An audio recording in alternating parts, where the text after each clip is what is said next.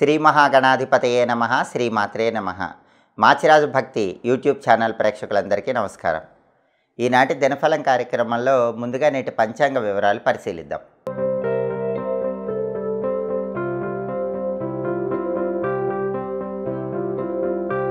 September 21 ఆదివారం దినఫలాన్ని పరిశీలిస్తే అమావాస్య తిథి అర్ధరాత్రి 1:25 వరకు ఉంది. రోజంతా అమావాస్య ఉంది. అలాగే పుబ్బా నక్షత్రం ఉదయం 9:33 వరకు ఉంది. ఉదయం 9:33 తర్వాత ఉత్తర ఫల్గుని నక్షత్రం అంటే ఉత్తరా నక్షత్రం వచ్చింది. ఆదివారం పుబ్బా నక్షత్రంతో కలిసి వస్తే ఛత్రయోగం ఉంటుంది. ఈ ఛత్రయోగం స్త్రీ లాభాన్ని కలిగింపజేస్తుంది. అంటే 12 రాసుల వాళ్ళు ఉదయం 9:33 లోపు ముఖ్యమైన పని మీద బయటికి వెళ్ళినా, ముఖ్యమైన ప్రయాణాలు చేసినా స్త్రీల యొక్క సంపూర్ణమైన సహాయ సహకారాలు లభిస్తాయి. స్త్రీల సహాయ సహకారాల వల్ల ముఖ్యమైన పనులన్నీ సులభంగా పూర్తి చేసుకుంటారు. ప్రయాణాల్లో విజయం చేకూరుతుంది, కార్యసిద్ధి లభిస్తుంది. ఉదయం 9:33 తర్వాత ఉత్తరా నక్షత్రం వచ్చింది.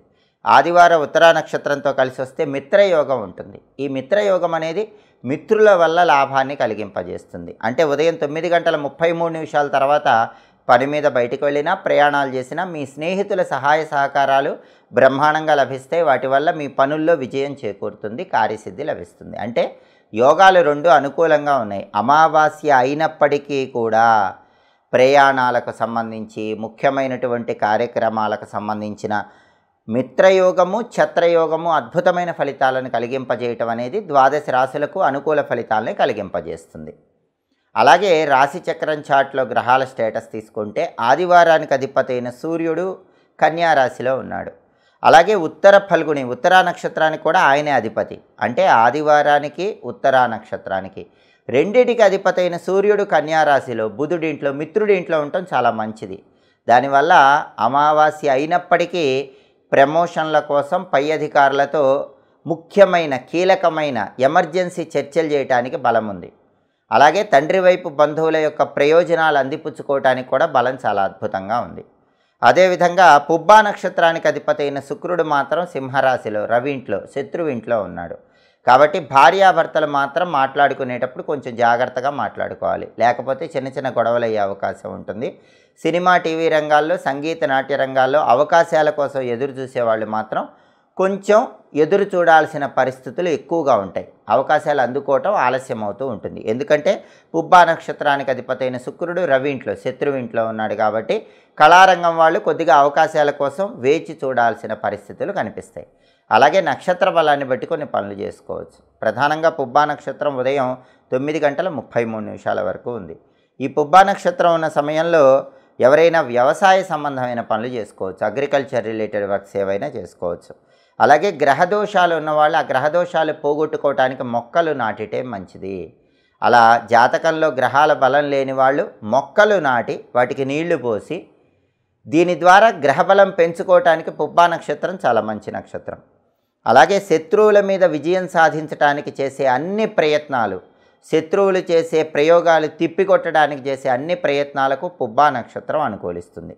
ఉదయం 9:33 వరకు పుబ్బా నక్షత్ర బలాన్ని బట్టి పనులు చేసుకోవచ్చు. ఉదయం 9:33 తర్వాత ఉత్తరా నక్షత్రం వచ్చింది. ఉత్తరా నక్షత్ర బలాన్ని బట్టి కూడా కొన్ని పనులు చేసుకోవచ్చు. ఉత్తరా నక్షత్ర బలాన్ని బట్టి ఎవరైనా సరే ముఖ్యమైన తీర్థయాత్రలు చేయవచ్చు. తీర్థయాత్రలకు ఉత్తరా మంచి నక్షత్రం. పుణ్యక్షేత్ర సందర్శనానికి ఉత్తరా మంచి నక్షత్రం.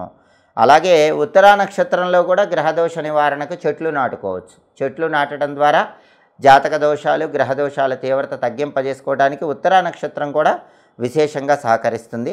అలాగే ముఖ్యమైన ప్రయాణాలు చేయడానికి ఉత్తరా మంచి నక్షత్రం. అమావాస్య ఉన్నప్పటికీ ఉత్తరా నక్షత్ర బలాన్ని బట్టి ఎమర్జెన్సీ ప్రయాణాలు ఉంటే చేసుకోవచ్చు. అందులోనూ యోగాలు బాగున్నాయి కాబట్టి ప్రయాణం చేసినా కూడా అనుకూల ఫలితాలు అందిపుచ్చుకోవచ్చు. అలాగే ఈనాటి దినఫలం కార్యక్రమంలో ద్వాదశ రాశుల వాళ్ళ రాశి ఫలితాలు ఏ విధంగా ఉన్నాయో ఇప్పుడు మనం పరిశీలిద్దాం. ముందుగా మేషరాశి. మేషరాశి వాళ్ళకి ఈరోజు వ్యసనముల వల్ల ధనం ఎక్కువగా ఖర్చు అయ్యే సూచనలు కనిపిస్తున్నాయి. కాబట్టి సాధ్యమైనంత వరకు వ్యసనాలకు దూరంగా ఉండే ప్రయత్నం చేయండి. అలాగే ఏదో ఒక విధంగా ధనం కలిసొచ్చి అప్పులన్నీ తీర్చేయటానికి చేసే ప్రయత్నాలు మేషరాశి వాళ్ళకి ఈరోజు అనుకూలిస్తాయి. తదుపరి వృషభ రాశి. వృషభ రాశి వాళ్ళకి ఈరోజు వృత్తిపరంగా ధన వ్యయం కనిపిస్తోంది. ఉద్యోగమైన వ్యాపారమైన డబ్బు ఎక్కువ ఖర్చు చేస్తూ ఉంటారు కాబట్టి డబ్బు ఖర్చు విషయంలో వృషభ రాశి వాళ్ళు ఆలోచించి ఖర్చు చేసుకోవాలి. అలాగే మానసికంగా కొంత చంచలత్వం ఉంటుంది. చంచలమైనటువంటి మనస్సును పక్కన పెట్టి స్థిరమైన నిర్ణయాలు తీసుకుంటే చాలా వరకు ప్రతి పనిలో అనుకూల ఫలితాలు కనిపిస్తాయి. తదుపరి మిథున రాశి.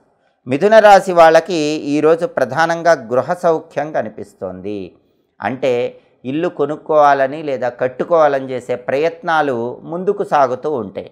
ఇంట్లో కూడా కలతలు తగ్గిపోతాయి. అలాగే వాహన యోగం కనిపిస్తోంది. అంటే బండి కానీ కారు కానీ కొనుక్కోవటానికి మీరు వేసే అడుగులు అనుకూల ఫలితాలను ఇస్తాయి. మీ ప్రయత్నాలు సానుకూలంగా మీకు కనిపిస్తూ ఉంటాయి. అలాగే ఆరోగ్యం బాగుంటుంది. అనారోగ్య సమస్యలన్నీ తొలగిపోతాయి. ఆరోగ్యపరంగా ప్రశాంతత కలుగుతుంది. తదుపరి కర్కాటక రాశి. కర్కాటక రాశి వాళ్ళకి ఈరోజు ప్రధానంగా అనారోగ్య సమస్యల నుంచి బయటపడే అవకాశాలు ఎక్కువగా కనిపిస్తున్నాయి. కొంతకాలంగా విసిగిస్తున్నటువంటి అనారోగ్య సమస్యలకి ఈరోజు ఉపశమనం లభించే సూచనలు కనిపిస్తున్నాయి. అలాగే గృహాలు కానీ వాహనాలు కానీ కొనుక్కోవాలనేటటువంటి కొత్త ఆలోచనలకి శ్రీకారం చుట్టే యోగం ఈరోజు కర్కాటక రాశి వాళ్ళకి కనిపిస్తోంది. తదుపరి సింహరాశి. సింహరాశి వాళ్ళకి ఈరోజు కీర్తి ప్రతిష్టలు పెరిగే అవకాశాలు ఉన్నాయి. సాంఘికంగా గౌరవ మర్యాదలు పెరుగుతాయి. వృత్తిపరంగా విశేషమైన ధనలాభం చేకూరుతుంది. ఉద్యోగమైన వ్యాపారమైన ధనపరంగా కలిసి రావడానికి సింహరాశి వాళ్ళకి అవకాశాలు ఎక్కువగా ఉన్నాయి. తదుపరి కన్యారాశి. కన్యారాశి వాళ్ళకి ఈరోజు విద్యాభివృద్ధి ఏర్పడుతుంది. విద్యారంగంలో మంచి ఉన్నత స్థాయికి చేరటానికి చేసే ప్రయత్నాలు అనుకూలిస్తాయి. అలాగే ధనవృద్ధి ఉంది. కన్యారాశి వాళ్ళు డబ్బు పరంగా కూడా మంచి ప్రయోజనాలు పొందుతారు. కుటుంబ గౌరవాన్ని పెంపొందింపజేసుకోవటానికి చేసే ప్రయత్నాలు అనుకూలిస్తాయి. మీ కుటుంబానికి సాంఘికంగా గౌరవం పెరిగే సూచనలు కన్యారాశి వాళ్ళకి ఈరోజు ఎక్కువగా ఉన్నాయి. తదుపరి తులారాశి. తులారాశి వాళ్ళకి ఈరోజు వృత్తిపరంగా విశేషమైన ధనలాభాలు ఉన్నాయి. ఉద్యోగ రంగమైన వ్యాపార రంగమైన ధనపరంగా మంచి ప్రయోజనాలు అందిపుచ్చుకునే యోగాలు కనిపిస్తున్నాయి. అలాగే అధికారులను కలుసుకొని కీలకమైన చర్చలు చేసి తులారాశి వాళ్ళ చర్చల వల్ల మంచి విజయాలు ఈరోజు పొందగలుగుతారు. తదుపరి వృశ్చిక రాశి. వృశ్చిక రాశి వాళ్ళకి ఈరోజు సామాన్యమైన ధనలాభం కనిపిస్తోంది. అద్భుతమైన ధనలాభం లేకపోయినా ఎంతో కొంత ధనపరంగా మాత్రం ప్రయోజనం పొందే సూచనలు ఉన్నాయి. అలాగే మానసికంగా శ్రమ కొద్దిగా ఉంటుంది. ఆ శ్రమను పక్కన పెట్టి ప్రశాంతంగా ముందడుగు వేసే ప్రయత్నం చేయాలి. తదుపరి ధనుస్సు రాశి. ధనుస్సు రాశి వాళ్ళకి ఈరోజు బంధుమిత్రులతో విరోధాలు ఏర్పడే సూచనలు ఎక్కువగా ఉన్నాయి. కాబట్టి బంధువులతో కానీ మిత్రులతో కానీ గొడవలు రాకుండా జాగ్రత్తగా మాట్లాడే ప్రయత్నం చేయండి. అలాగే పార్ట్నర్షిప్ వ్యాపారాల్లో ఉన్నటువంటి ధనుస్సు రాశి వాళ్ళు పార్ట్నర్షిప్ వ్యాపారాల నుంచి విడిపోయేటటువంటి సూచనలు చాలా ఎక్కువగా కనిపిస్తున్నాయి. అలా విడిపోకుండా ప్రత్యేకమైన జాగ్రత్తలు తీసుకోవాలి. తదుపరి మకర రాశి. మకర రాశి వాళ్ళకి ఈరోజు ప్రధానంగా విశేషమైనటువంటి వస్తులాభం చేకూరుతుంది. కొత్త వస్తువులు కొనుక్కునే యోగం మకర రాశి వాళ్ళకి ఈరోజు కనిపిస్తోంది. అలాగే బ్రహ్మాండమైనటువంటి ఆభరణాలు వీటన్నిటినీ కూడా కొనుగోలు చేయడానికి కొత్త కొత్త ఆలోచనలకు మకర రాశి వాళ్ళు ఈరోజు శ్రీకారం చుట్టగలుగుతారు. తదుపరి కుంభరాశి. కుంభరాశి వాళ్ళకి ఈరోజు ఆరోగ్యం బాగుంటుంది. అనారోగ్యాలు తొలగిపోతాయి. ఇల్లు కొనుక్కోవాలని కానీ కట్టుకోవాలని కానీ వాహనం కొనుక్కోవాలని కానీ చేసే ప్రయత్నాలు ముందుకు సాగుతూ ఉంటాయి. ఆ ఆలోచనలన్నీ విజయవంతమయ్యే విధంగా అడుగులు ముందుకు పడుతూ ఉంటాయి. తదుపరి మీనరాశి. మీనరాశి వాళ్ళకి ఈరోజు ప్రమాదాలు కొన్ని ఉండే సూచనలు ఉన్నాయి. తస్మాత్ జాగ్రత్త. బండి మీద వెళ్తున్నా కారులో వెళ్తున్నా వెల్లుల్లిపై దగ్గర పెట్టుకోండి. కొన్ని ప్రమాదాలు కనిపిస్తున్నాయి. ప్రయాణాల్లో జాగ్రత్తలు పాటించడం ఈరోజు మీనరాశి వాళ్ళకి అవసరం. 12 రాశుల వాళ్ళు అనుకున్న పనులు అనుకున్నట్లు దిగ్విజయంగా పూర్తి కావాలంటే, ఉద్యోగ వ్యాపార రంగాల్లో అద్భుతంగా రాణించాలంటే ఈ రోజుకున్నటువంటి ప్రత్యేకత మహాలయ అమావాస్య కాబట్టి ఒక శక్తివంతమైనటువంటి మంత్రాన్ని 21 సార్లు చదువుకొని పని మీద బయటికి వెళ్ళాలి. ఆ శక్తివంతమైన మంత్రం ఏంటంటే ఓం స్వధాదేవ్యై నమో నమః. ఇది మంత్రం.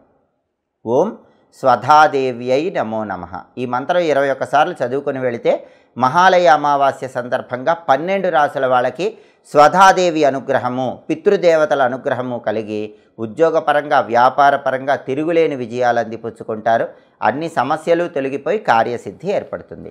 అలాగే ఆదివారం కాబట్టి ఉదయం 6 నుంచి 7 మధ్యలో, మధ్యాహ్నం 1 నుంచి 2 మధ్యలో, రాత్రి 8 నుంచి 9 మధ్యలో రవిహోర ఉంటుంది.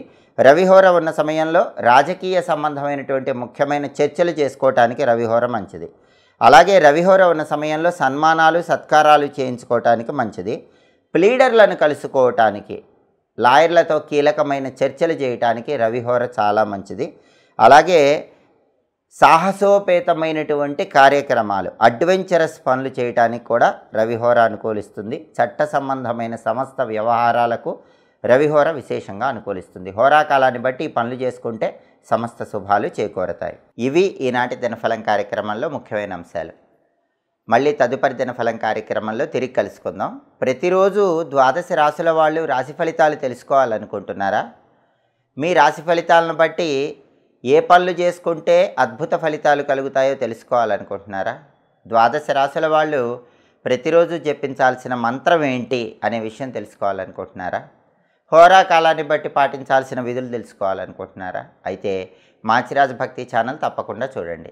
మా వీడియోస్ మీకు నచ్చినట్లయితే మా ఛానల్ లైక్ చేయండి, కామెంట్ చేయండి. మా ఛానల్ వీడియోస్ 10 మంది మిత్రులకు షేర్ చేయండి.